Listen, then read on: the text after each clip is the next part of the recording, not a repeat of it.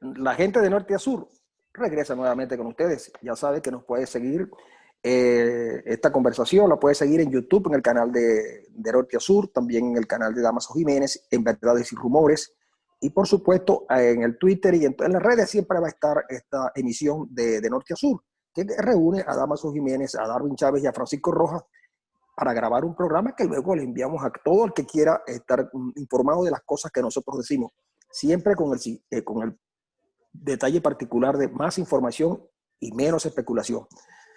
Tenemos muchos temas de los que tratar, pero vamos a entrar al caso venezolano.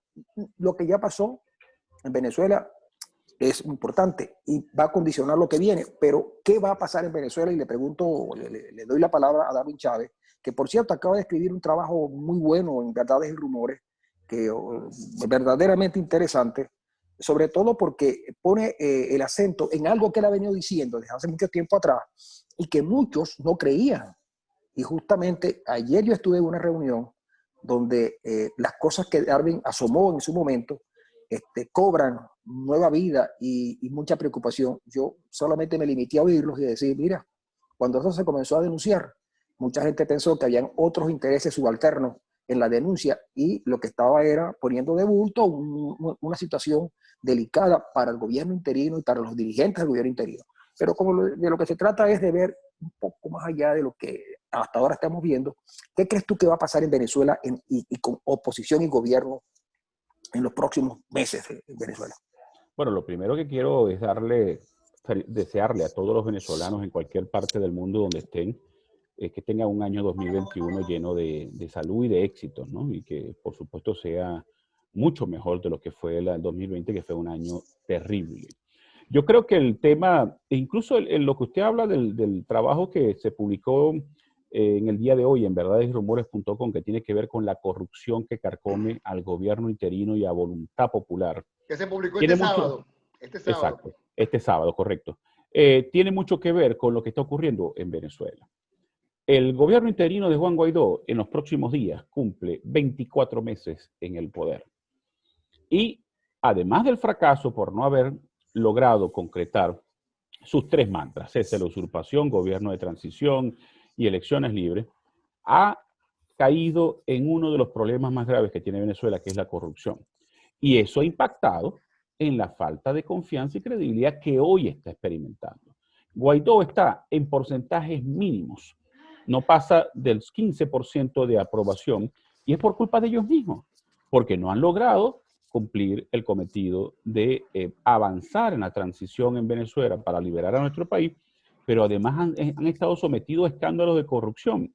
Y eso va a marcar este año, porque el gobierno de Guaidó entró en una nueva etapa. O vamos a ser más claros, la lucha de la oposición en Venezuela entró en una nueva etapa a partir del 5 de enero. Nos guste o no esa figura de la continuidad administrativa, constitucional, como la quieran llamar, no existe en la ley venezolana. Esa Asamblea Nacional desapareció, así quieran maquillarlo como lo quieran maquillar. Y eso se traduce en una nueva etapa en la lucha. ¿Qué creo yo que va a ocurrir este año? Este año se va a abrir una gran negociación internacional sobre el tema Venezuela. Yo tengo la percepción y la información de que el nuevo gobierno de Estados Unidos, presidido por Joe Biden, va a iniciar una gran negociación internacional aliado con la Unión Europea, pero además con la participación del lado chavista de Rusia, de China y de Cuba, que son aliados, interlocutores confiables para el chavismo. De ahí pudieran surgir la depuración del CNE, partiendo de esa depuración, la convocatoria de elecciones regionales y municipales, que pudiera ser una gran oportunidad para que la oposición salga a votar, siempre y cuando haya una depuración y se recupere la confianza en el voto, para luego un referéndum revocatorio en el 2021. Me lo decía alguien de la oposición, un dirigente de la oposición. Lo que pasa es que nosotros, me decía, no lo podemos decir, pero Maduro es legítimo. Maduro, ante los ojos de la legislación venezolana, es legítimo, porque en ninguna parte en Venezuela, me decía él, en ninguna ley dice que si un sector de la oposición no participa en un proceso electoral, eso le quita legitimidad. Y recordemos que en mayo del 2018, un sector de la oposición participó. Recordemos la candidatura de Henry Falcón y de Javier Bertucci. Que sean opositores muy cuestionados, de dudosa procedencia, de dudoso comportamiento, eso es otra cosa. Entonces yo creo que este año va a ser un año de negociación y elecciones, y por eso hay que cambiarse el chip. Esas salidas mágicas ya no existen. Aquí no habrá acción militar, aquí no habrá ningún tipo de, no va a venir ni Estados Unidos ni ningún país a tratar de salvarnos. La negociación yo creo que va a ser el camino en el año 2021. No sé qué piensa Damaso sobre eso. Bueno, yo creo que bueno, ya estamos en el 2021, activados completamente. A la gente, bueno, lo que vivimos fue un episodio de bajada de una montaña rusa, de la cual quizás de alguna otra forma fue positivo porque a muchos le logró abrir las perspectivas reales que existen en este planeta y que sencillamente son cuestionamientos que hay que hacer, obviamente, y no ampararse en la política como quien se tratara de un hincha de un equipo de béisbol o de fútbol, ¿no? Porque de eso no se trata. Justamente creo y suscribo las palabras que ha dicho Darwin con respecto a los errores que se cometieron. Creo que estos errores no solamente, digamos, al sector que ha confrontado la dictadura, le ha salido mal, no solamente la situación de haber perdido todo lo que se ha perdido, incluyendo el Estado, sino que esa figura de esperanza, pues sencillamente no cumplió los cometidos, como dijo alguien por allí, que fueron establecidos durante estos 2 años. ¿Qué pasa? Que no se puede enfrentar lo ilegítimo con otra ilegitimidad. Y justamente nadie puede apoyar una idea de lo que uno mismo está combatiendo, criticando con respecto pues, a estos grupos. ¿Qué viene? Bueno, una situación en la que definitivamente no es que nosotros estemos a favor ahora, sino que justamente Maduro ha quedado completamente atornillado en el poder en este momento y viene una situación de negociación. ¿Qué pasa con la oposición, esta que conocemos, que no tiene en este momento nada que llevar a esa mesa de negociación porque lo ha perdido casi todo? Y bueno, de alguna u otra manera tendrá que entrar en discusión de la manera como se quieren llevar a cabo y hablar con mayor honestidad al pueblo venezolano, porque tienen que aprovecharse definitivamente, como dice también Darwin, el tema de los procesos que vienen ahora. Ninguna presidencial, es gobernador y alcaldes, tengo entendido. Y que eso sería para finales de este año. Aquí todo el mundo va a reacomodarse. ¿Qué está pasando? Yo lo que estoy viendo, por ejemplo, con el tema de... Yo estoy en desacuerdo con todo tipo de censura, con todas.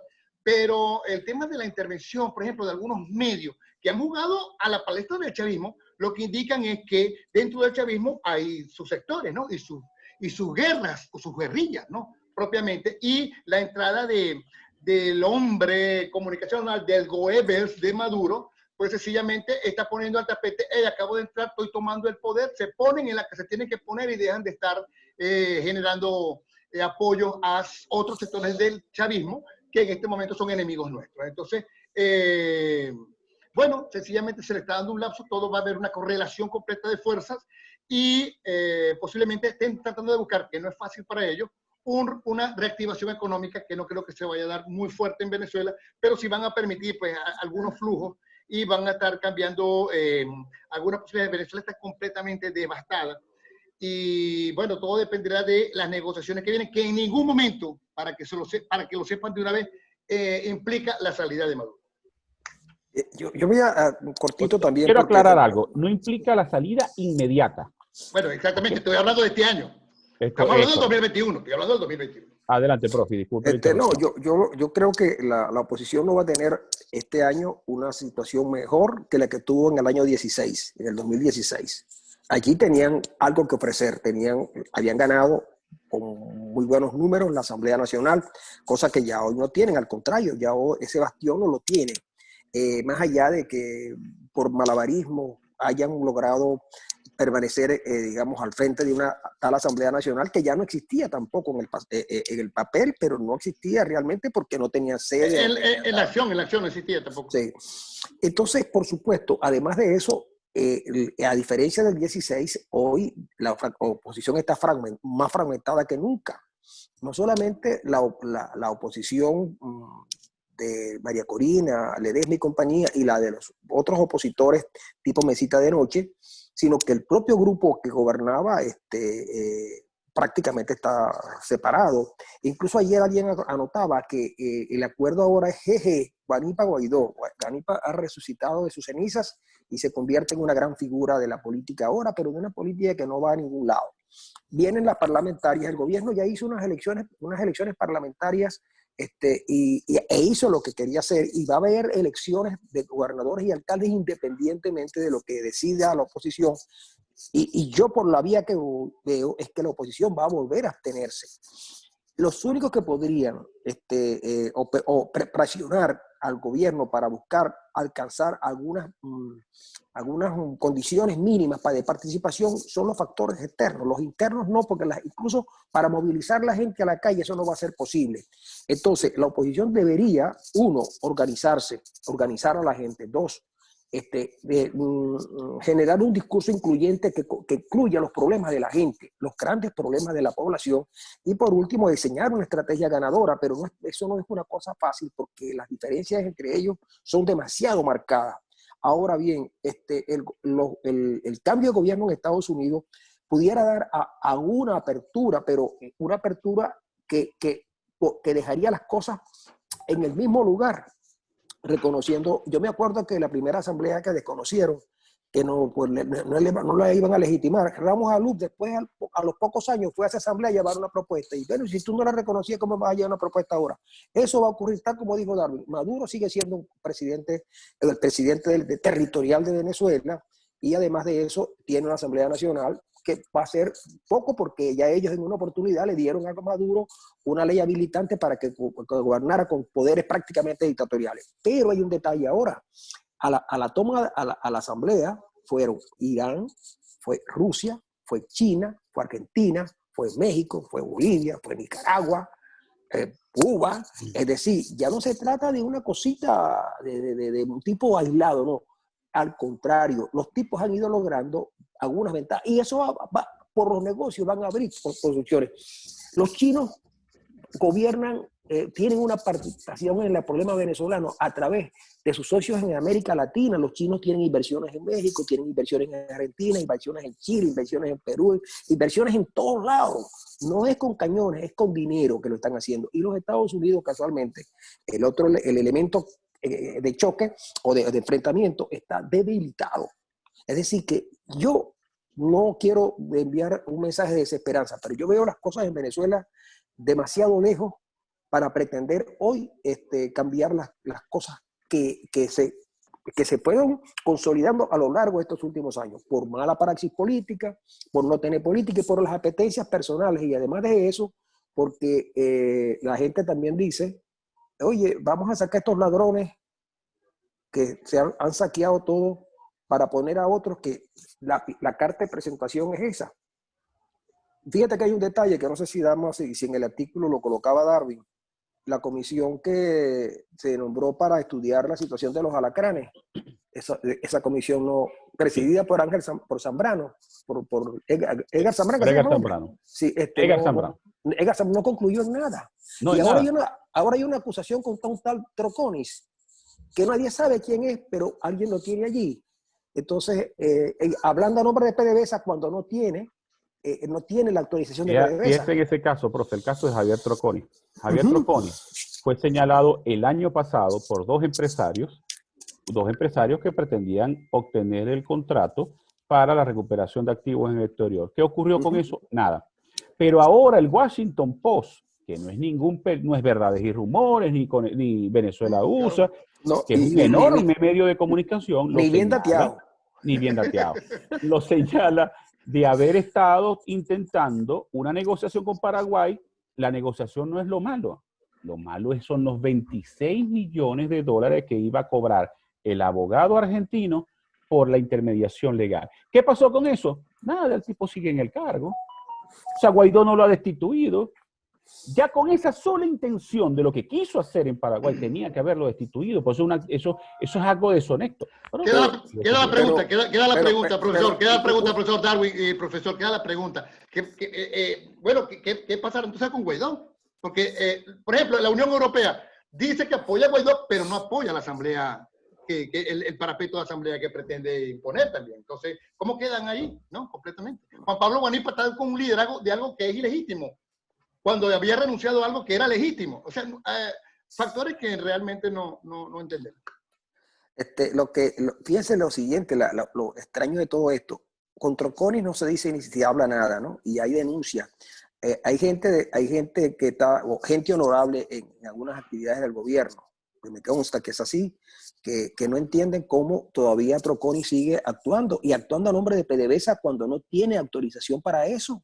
La directiva de PDVSA no tiene nada que ver con lo que estaba haciendo Troconis en el caso en particular de Paraguay. Era a título personal. Exacto, pero entonces resulta que eso fue lo mismo. Si Troconis no renuncia, no pasa nada, porque así fue con JJ Rendón.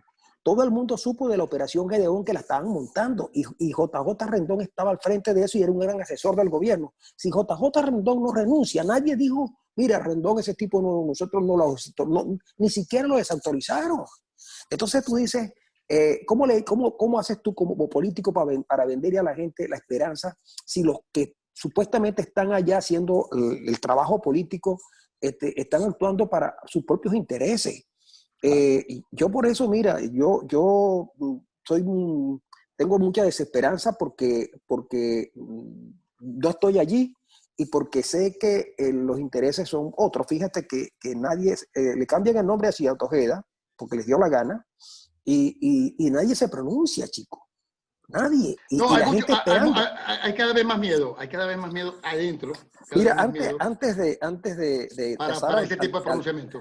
Antes de pasar al tema que también tenemos, es la cuestión, nos quedan muy poquitos minutos, creo que entre 10 y 8 minutos. Es lo primero que falleció en Maracaibo Leopoldo Blanco, gran amigo y hombre. Hay una larga lista de zulianos. Sí, que fallecieron. Notable, Julio Portillo. Sí, notable, sí, Julio Portillo, Aidis Ramírez y todo. Chavín. Chavín, me duele mucho lo de Leopoldo porque los conocí a ellos, ¿no? Y bueno, y es un lamentable. La vida se fue a tocar después de una operación de corazón que le hicieron de corazón, salió a tocar porque necesitan la vida y la vida la perdió allí, se enfermó y el COVID ahí, después que tú llegas. Por cierto que me dijeron lo siguiente, no lo he corroborado, pero me dicen que en el hospital universitario hay dos UCI, una regentada por venezolanos y otra regentada por los cubanos. Hay dos emergencias, son dos emergencias. Entonces, la emergencia de adultos está dividida. Hay una emergencia que es manejada por venezolanos que tiene todas las carencias del mundo y hay una emergencia manejada por los cubanos que tiene todo lo que necesitan para trabajar. Pero allí hay que pagar. Ah, bueno, lo del pago no sabía. En lo de los cubanos hay que pagar. Tengo me enviaron el audio, lo que he estado en el hospital es tratando de averiguar exactamente de qué se trata para hacer la denuncia como correspondiente. Claro. Bueno, mira, lo otro fue lo que le pasó a Panorama. Panorama ayer llegó a CENIAT, primero con una cuestión sanitaria de que los periodistas como que estaban trabajando como no era debido, y luego un problema de pagos atrasados del CENIAT, pero también cerraron Cemento Catatumbo. Entonces, ¿qué pasó ahí? ¿Será verdad que lo que se comenta que Panorama por debajo de cuerda fue vendido a Rafael Ramírez con el acuerdo de que quedaran ellos, los actuales, los que aparecían como dueños, por un tiempo al frente? ¿Qué sabes tú, Darwin? Yo creo que viene por eso. La información que hay es que tiene que ver con la presencia de Ramírez, la presencia financiera de Ramírez en Panorama. Por eso, el medio de comunicación donde más sale reseñado lo que dice Rafael Ramírez es Panorama. Y aquí hay un viejo axioma. El diablo termina acabando con sus propios aliados. Panorama, que siempre ha sido un medio de comunicación. Yo rechazo los ataques contra los medios, vengan de donde vengan. Yo en eso no tengo doble moral. Pero me llama mucho la atención el caso de Panorama, porque Panorama había sido un aliado del oficialismo. Bueno, sobre todo un aliado y recibía, o sea, todo el mundo sabía su alianza con PDVSA, ¿no? En el tiempo. Claro. Entonces, ahora reciben ese castigo y además hay ataques contra otros medios. Fíjense que tomando ese tema, quiero acotar algo bien corto, porque el tiempo ya se nos está agotando. El editorial de mañana, el editorial de este domingo, de Verdad y Rumbo, tiene que ver con la doble moral frente a la libertad de expresión. ¿Por qué la doble moral? Porque así como uno debe rechazar lo que hace el gobierno contra los medios, también hay que rechazar lo que hace la oposición contra los medios. Damas y yo fuimos víctimas del ataque de la oposición por parte del Centro de Comunicación Nacional. Yo he sido objeto de feroces campañas de descrédito. Me han llamado extorsionador, gay, sádico, atacaron verdades y rumores. Y todo eso, Un todo eso es mentira, ¿no? un mes fuera del aire. Todo eso es mentira. Un mes fuera del aire. Incluso a ustedes dos los involucraron. Recordarán que era el club de extorsionadores. Mira, a mí me destruyeron, a mí me destruyeron por completo la página. Tuve que levantarla prácticamente de cero. Yo perdí parte de la base de datos de verdades y rumores. Y lo hice con mi propio peculio, o sea, porque al final Igual. aquí y no hubo nadie que defendiera ni si la situación de verdad de rumores ni de Venezuela. Fíjense que aunque me duele reconocerlo, el trabajo de recuperación de verdades y rumores, que lo hizo un amigo que me presta el servicio de hosting en España, todavía lo debo. Le debo 300 euros de ese trabajo y no se lo he podido pagar. ¿Por qué? Porque no tengo de dónde pagárselo. Entonces, ¿la doble moral en qué consiste? Bueno, rechazamos los ataques del chavismo contra los medios, pero nosotros como oposición somos iguales que ellos y atacamos a los medios que no nos complacen. Entonces atacan a Verdades y Rumores, atacan a Venezuela USA, atacan a Panam Post, atacan a Maybor Petit, atacan a Factores de Poder y a cualquier otro medio que se atreve a decir las cosas. Y por cierto que Maybor en esta cosa norteamericana como que perdió la brújula, ¿no? Porque todavía hasta hace unos días estaba diciendo que Trump no se va. Yo creo que más de uno perdió la brújula con ese tema, incluyendo a Trump. Lo que hizo yo creo, bueno, es un vulgar autogolpe. Bueno, exactamente. Hay muchas cosas que cuestionar aquí. Hay gente que cree completamente en esas cuestiones del fraude. No hubo pruebas. Para mí, a mi entender, no hay pruebas. De hecho, si las hubiese, ¿no? En el supuesto que las hubiese, no serían suficientes para derrotar a Biden, que sí llegó a 270. O sea, eso es matemáticamente comprobable. Pero lo cierto es que realmente cada uno tiene una visión y lo que se vio en el Congreso fue la peor de todas. La peor manera de despedirse, porque si se sabía que no se puede pensar una cosa el lunes y otra el martes. Al siguiente día señaló que sí, que había llegado fin a su mandato. Sí lo sabía, si sabía eso ese día, lo sabía el día anterior cuando ocurrieron los hechos. Así que fue una muy mala manera de despedirse de esta situación, sabiendo que todavía debía mantenerse en el poder porque iba a ser el principal líder de la oposición, del gobierno de Biden, que no la tiene nada fácil con el tema del COVID, con el tema del desempleo y con el tema de la economía. Y con eso, si no la tiene nada fácil, entonces el tema de Venezuela pasa a un segundo plano. Ojo claro.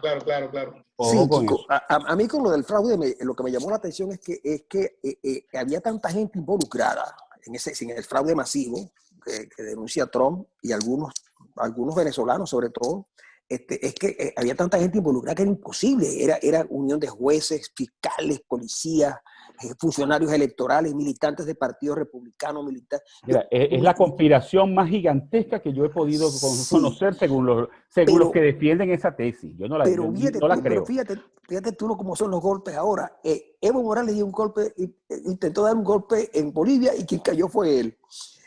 Trump intentó dar un golpe en Estados Unidos y quien cae es él. Es que estos años... No, es que todo está cambiando, todas las maneras de ver las cosas, pero quisiera hacer la salvedad de que, así como dice Darwin, que estamos en desacuerdo con la censura, también estoy en desacuerdo, hay que estar en desacuerdo y hay que tener mucho cuidado porque esto es peligroso con la censura que están haciendo, porque no se sabe quién es el que decide eso. Por ejemplo, digamos, plataformas como Twitter y Facebook, ¿no? En la cual, pues, bueno, porque no se lo están haciendo a Trump, se lo están haciendo a un presidente de la República que en este momento lo es. Y siendo así, bueno, porque dicen que son escenarios distintos, pero no lo son porque hubo muertos, muchos muertos en Venezuela. Yo recuerdo que una vez un canal de televisión en Venezuela vetó a un presidente de la República. Un canal de televisión, claro. Sí, vetaron y otro canal de Herrera, ¿no? Claro, a Luis Herrera. Y otro canal de televisión envió a un periodista a insultar a un presidente en una fiesta. Es decir, estas cosas, yo creo que tú tienes, yo en lo general estoy de acuerdo. Lo que pasa es que... cayó la trampa. Imagínate tú que un presidente en ejercicio que debería tener toda la tranquilidad del caso para mantener la paz en su país, le dijo a los tipos, esto tiene que ser salvaje, y ahí se fueron, compadre.